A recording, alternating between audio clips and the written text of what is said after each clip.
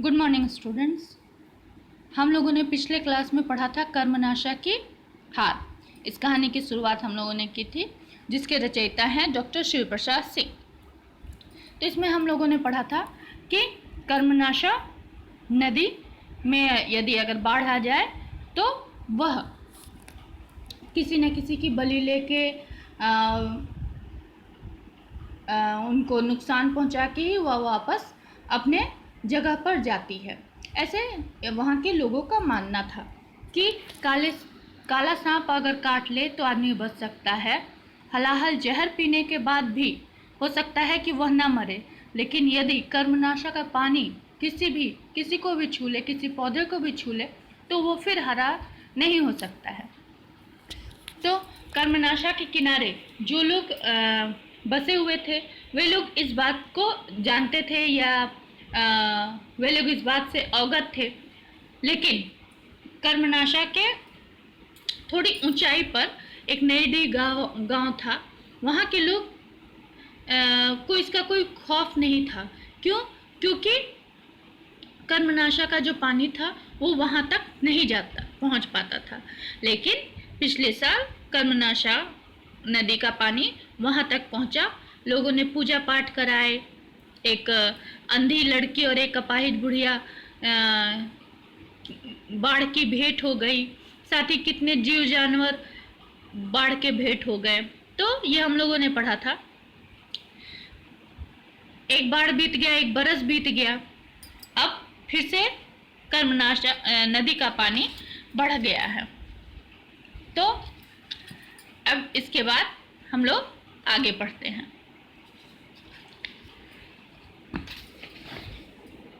कल दीनापुर में कढ़ा चढ़ा था पांडे जी। ईश्वर भगत हकलाते हुए बोले। कुएं की जगत से बाल्टी का पानी जगेश्वर पांडे उतार रहे थे। घबराकर बाल्टी सहित ऊपर से कूद पड़े। क्या कह रहे थे भगत? कढ़ा चढ़ा था? क्या कहा? सोखे ने? चौराहे पर छोटी भीड़ इकट्ठा हो गई। भगत अपने शब्दों को चुभलाते हुए बोला, काशीनाथ की शरण भाई लोग, सोखा ने कहा है कि इतना पानी गिरेगा कि 3 घड़े भर जाएंगे। आदमी मवेशी की क्षय होगी, चारों ओर हाहाकार मचेगा, प्रलय होगा। तो सोखा ने कहा है कि यहाँ पर प्रलय होगा, हाहाकार मचेगा। प्रलय न होगी तो क्या बरक्कत होगी? इतने में ये आवाज आती है कि यहाँ प्रलय नहीं होगी तो क्या बरक्कत होगी। हे भगवान, जिस गांव में ऐसा पाप कर्म होगा वह बहेगा नहीं, तब बचेगा क्या? अपने सर पर साड़ी ठीक करते हुए धनसेरा चाची बोलती हैं। मैं तो कहूँ कि फूलमतिया ऐसी चुप काहे हैं? राम रे राम। तो बताती हैं कि फूलमती नाम की एक लड़की है, उसके विषय में कहती है कि वो इतनी चुप क्यों है। फिर उसके कर्मों के बारे में बताती है कि उसने क्या किया। उसकी माई कैसे सतवंती बनती है। आग लगाने गई तो घर में जाने नहीं दिया। तो धनसेरा चाची बोलती है, मैं उसी वक्त समझ गई कि दाल में कुछ काला है। फिर वो उसे गाली देती हैं और तब लोग उन्हें कहते हैं कि कुछ साफ भी कहोगी भौजी। बीच में जगेश्वर पांडे बोलते हैं। जब वो इस तरह की कहानियां गढ़ने लगती हैं, इस तरह कोसने लगती है फूलमती को, तब जगेश्वर पांडे जी बोलते हैं कि इसी तरह बोलती रहोगी कि साफ साफ बात बताओगी भी कि क्या हुआ है। हुआ क्या है फूलमती? वो बताती है कि फूलमती जो है वो माँ बनने वाली है और वह एक विधवा लड़की है। ठीक है, एक बाल विधवा है फूलमती और अभी वो माँ बनने वाली है। तब सबकी आंखें खुल जाती हैं कि अरे ऐसा कब हो गया। आगत भय से सबकी सांसें टंग गई। तभी मिर्ची की तरह तीखी आवाज में चाची बोली, यह भी ना हुआ कि गर्दन मोड़कर गढ़े कुची में डाल दे। अर्थात वो उनके घर वालों को, फूलमती के घर वालों को बोलती है कि ऐसा नहीं हुआ कि उसकी गर्दन मरोड़कर इसे किसी गड्ढे में डाल दे।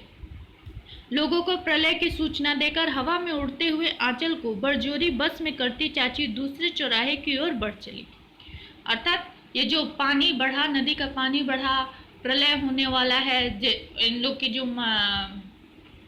लोग की जो सोच है कि प्रलय होना, तो इसका दायित्व इसका कारण क्यों किसको बना दिया गया? फूलमती को बना दिया गया। तो जब वो प्रलय के कारण को बता देती हैं तो बता के आगे बढ़ जाती है चौराहे की तरफ।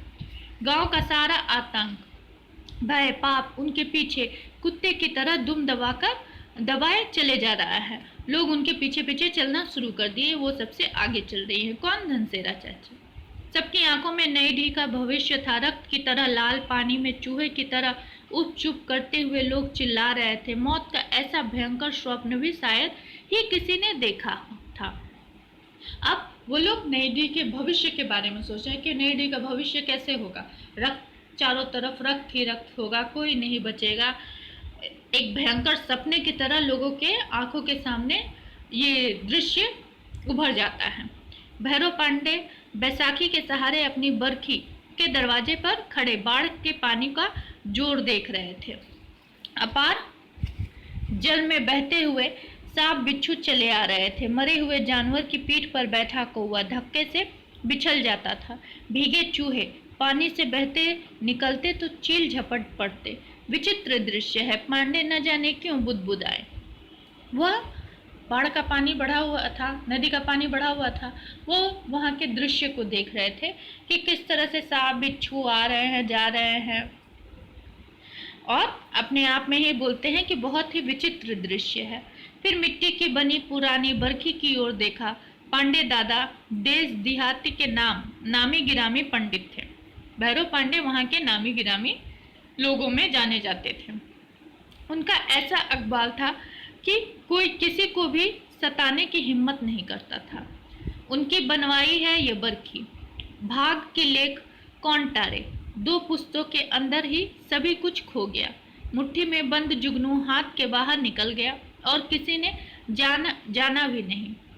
आज से 16 साल पहले माँ बाप एक नन्हा सा लड़का हाथ में सौंप कर चले गए। पैर से पंगु भैरव पांडे अपने 2 बरस के छोटे भाई को कंधे से चिपकाए असहाय निर्वलम खड़े रह गए। धन के नाम पर बाप का एक कर्ज मिला। काम धाम के लिए दूध मुहे भाई की देख रेख, रहने के लिए बरखी जिसे पिछले बाढ़ के धक्के ने एकदम जर्जर कर दिया। अब यह भी न बचेगी।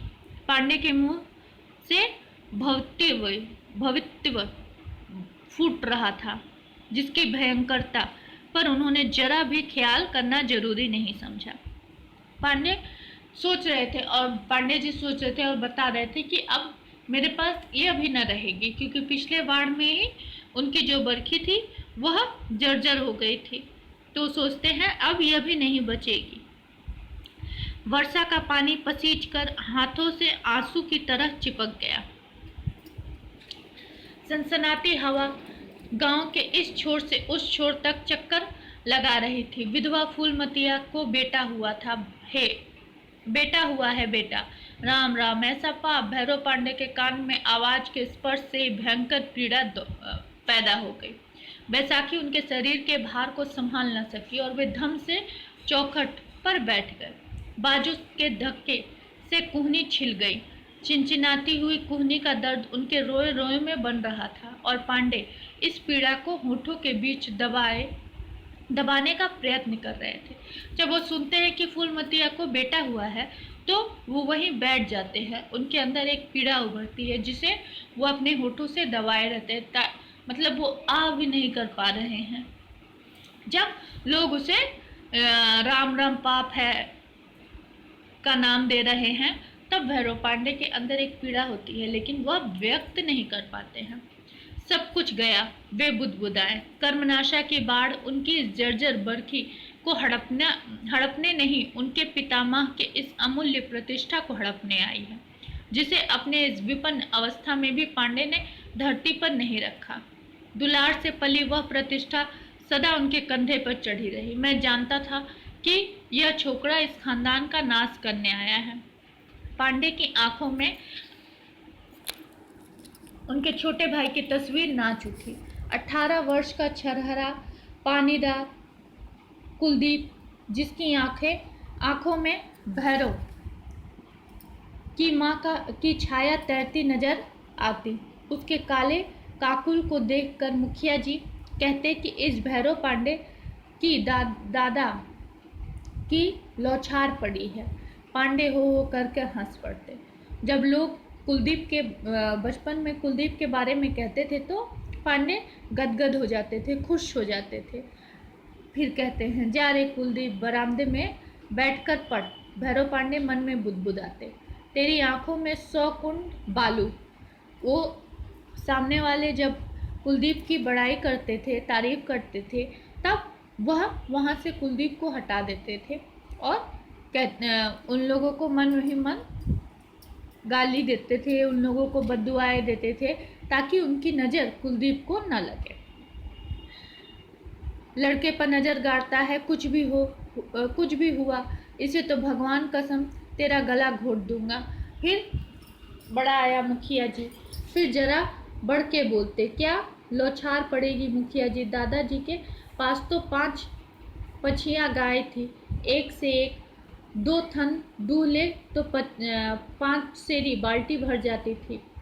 यहाँ तो इस लौंडे को दूध पचता ही नहीं।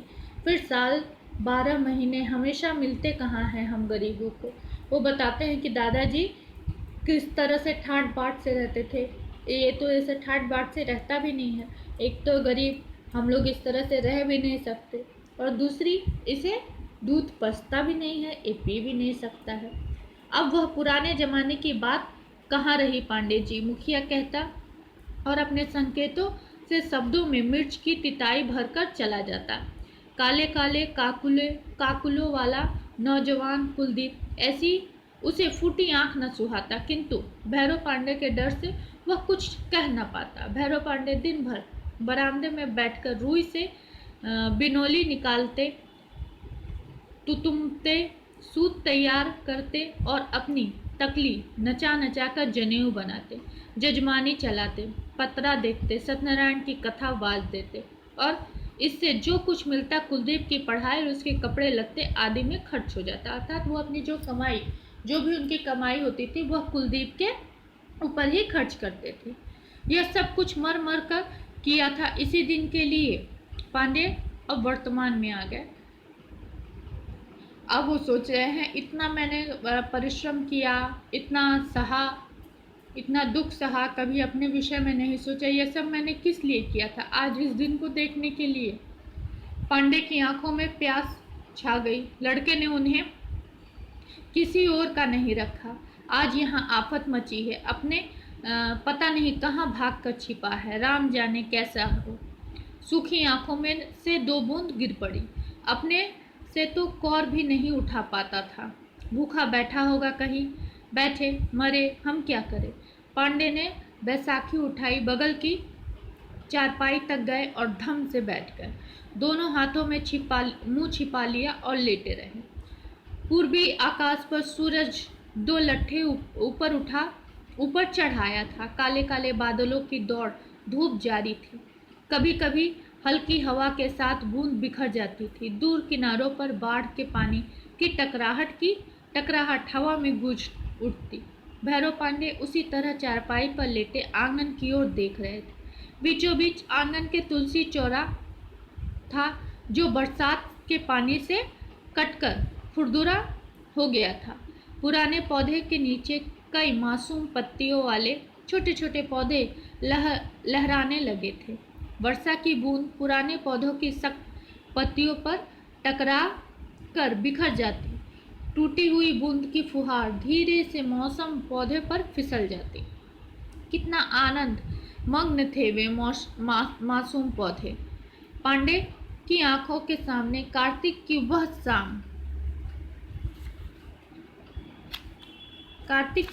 शाम भी नाच उठी, जो 2 बरस पहले की बात होगी। शाम के समय जब वे बरामदे में लेटे थे, फूलमती आई अपनी बाल्टी मांगने।